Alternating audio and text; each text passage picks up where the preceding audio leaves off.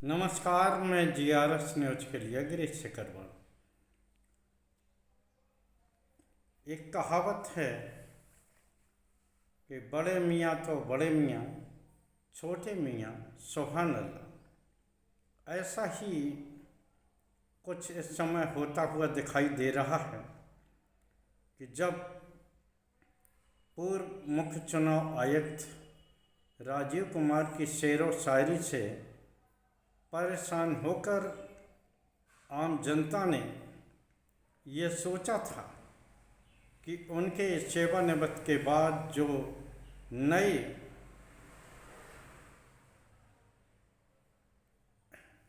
चुनाव आयुक्त आएंगे वो संभवतः आम जनता से जुड़े सवालों के जवाब देंगे, विपक्षी दलों को पर्याप्त स्पेस देंगे। लेकिन मौजूदा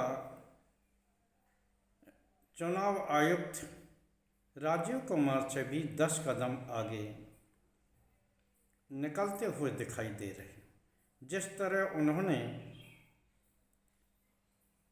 चुनाव आयोग पर सवाल पूछते हुए नेता विपक्ष राहुल गांधी को एक तरह से धमकी दी कि वो हलफनामा दे के शिकायत करें, अन्यथा देश से माफ़ी मांगें।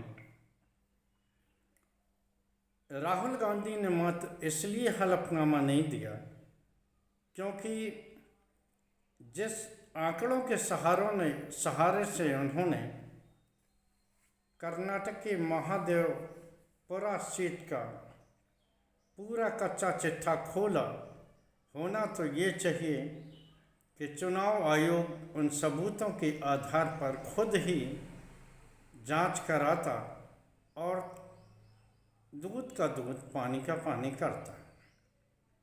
कल राहुल गांधी ने कर्नाटक की एक सीट आनंद को लेकर भी आंकड़ों के सहारे से अपनी बात रखी। पिछले जो महादेवपुरा या कल के आनंद की सीट में मात्र अंतर यह था कि महादेवपुरा में किस प्रकार से BLO और चुनाव आयोग के जरिए फर्जी वोटों के जोड़ने का काम था, लेकिन आनंद की सीट पर चुनाव आयोग के जरिए 6000 से ज़्यादा मत काट दिए गए, वो भी कर्नाटक के बाहर के नंबरों के द्वारा। हालांकि चुनाव आयोग का इस प्रेस वार्ता के बाद एक सफाई ट्वीट आया कि बिना पक्ष को सुने वो किसी का भी वोट नहीं काटता।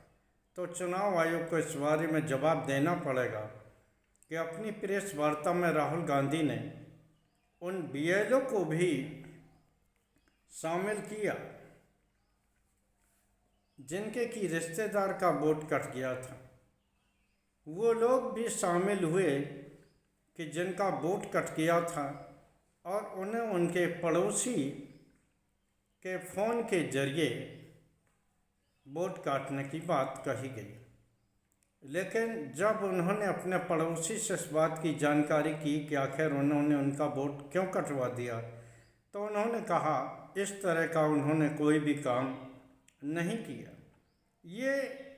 ये दर्शाने को काफ़ी है कि किस प्रकार से चुनाव आयोग सत्ताधारी दल खासकर सरकार का हरकारा बनता जा रहा है। निश्चित तौर पर राजीव कुमार के ज़माने में EVM मशीन पर सवाल खड़े होते थे और शेर व शायरी के जरिए राजीव कुमार ये बताने का प्रयास करते थे कि उनकी मशीन इतनी फुल प्रूफ है कि उसको हैक ही नहीं किया जा सकता। इसी प्रकार जो नए हमारे चुनाव आयुक्त बने राजीव कुमार के सेवानिवृत्त के बाद ज्ञानेश कुमार, उनका साफ कहना है कि राहुल गांधी के आरोप निराधार हैं और वो जनता को सिर्फ भटका रहे हैं। राहुल गांधी ने साफ कहा कि जो काम वो कर रहे हैं वो काम उनका नहीं है बल्कि चुनाव आयोग का है। लेकिन चुनाव आयोग जब अपने काम को नहीं कर रहा है तो मजबूरी में उन्हें इस तरह के काम करने पड़ रहे हैं। निश्चित तौर पर होना तो ये चाहिए, जैसे ही आनंद के सीट की सबूत सहित व्याख्या हुई, यहाँ तक कि 2023 में इस संबंध में एक मुकदमा की कायम हुआ और कांग्रेस का विधायक जीतने के बावजूद भी राहुल गांधी ने इस सीट को चुना ताकि ये आरोप न लगे कि चुनाव हारने के बाद लोग इस तरह के आरोप प्रत्यारोप लगाते हैं। आनंद से कांग्रेस के विधायक हैं और वो उस सीट से जीते हैं। इसके बावजूद भी राहुल गांधी ने इस बात का रिकॉर्ड के सहित खुलासा किया।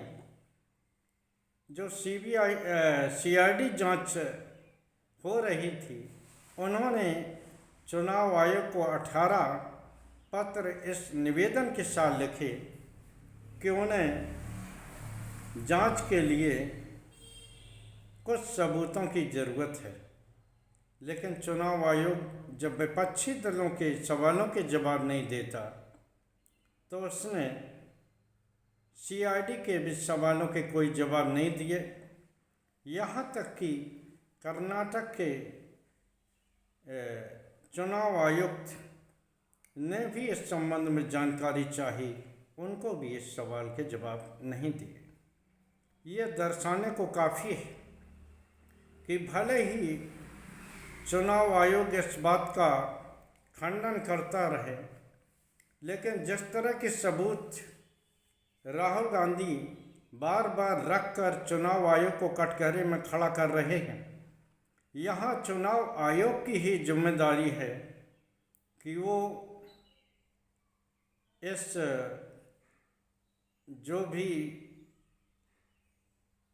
वो लगाया जा रहा है, आरोप प्रत्यारोप हो रहे हैं और आयोग कटघरे में खड़ा हो रहा है, आयोग की ही जिम्मेदारी है कि वो खुद को पाक साफ घोषित करे और दूध का दूध पानी का पानी करते हुए देश के समक्ष सभी स्थितियों को रखें।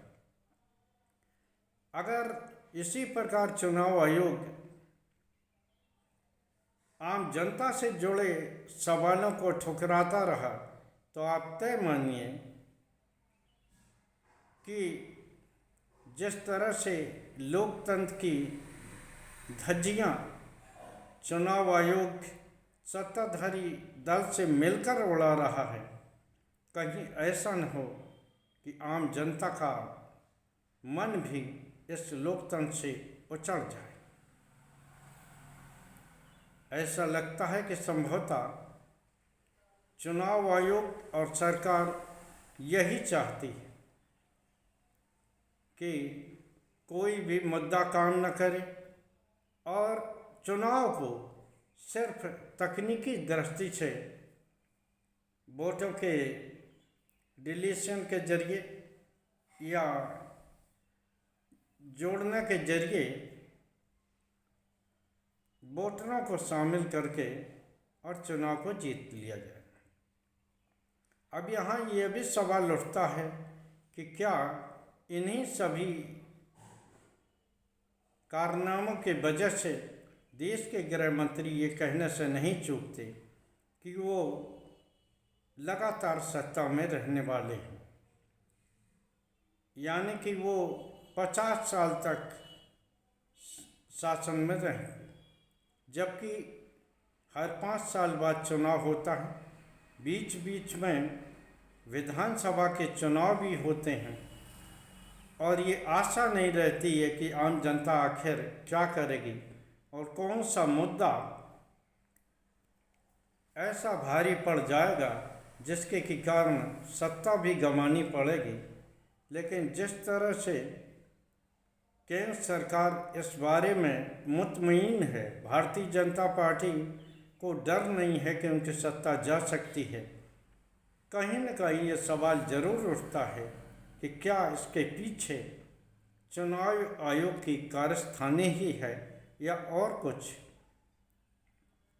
ये बात तो मैं अभी दावे से नहीं कह सकता, लेकिन जिस प्रकार नेता विपक्ष चुनाव आयोग को कटघरे में खड़ा कर रहे हैं और बिहार में SIR के दौरान जिस तरह की कमियां आ रही हैं, महोबा से एक एक घर में 4000 से ज़्यादा मत दिखाई दे रहे, वो दर्शाने को काफ़ी हैं कि सब कुछ पाक साफ नहीं है। चुनाव आयोग को इस बारे में जवाब देना ही होगा। आज के ब्लॉग में बस इतना ही। जय हिंद, जय भारत। कल फिर किसी नए मुद्दे पर आपके साथ जुड़ने का प्रयास करूँगा। जय हिंद।